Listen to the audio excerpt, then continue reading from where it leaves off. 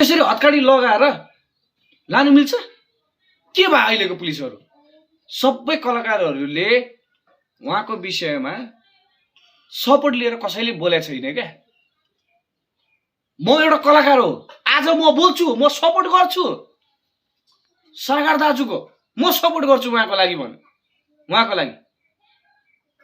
यहाँ सुन्नुहोस् तपाईँहरूले पनि है, म एउटा कुरा के भन्छु भने सबैजनालाई एउटा उदाहरणै दिन्छु, बुझ्नुहोस्। हामीले 24 घण्टासम्म भात नखाँदा के हुन्छ? रियोटो लाग्दैन? छटपटी हुँदैन? ढल्दैन मान्छे?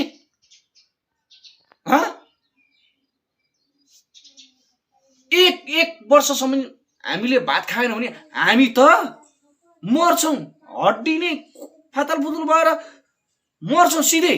एक वर्षसम्म भात खाएन भने हामी मर्छौँ भने जस्तै गरी एक वर्षसम्म रेप गर्यो, 1 वर्षसम्म चाहिँ मलाई रेप गर्यो भनेर अहिले 1 वर्षमा आएर त्यसरी बोल्न पाइन्छ?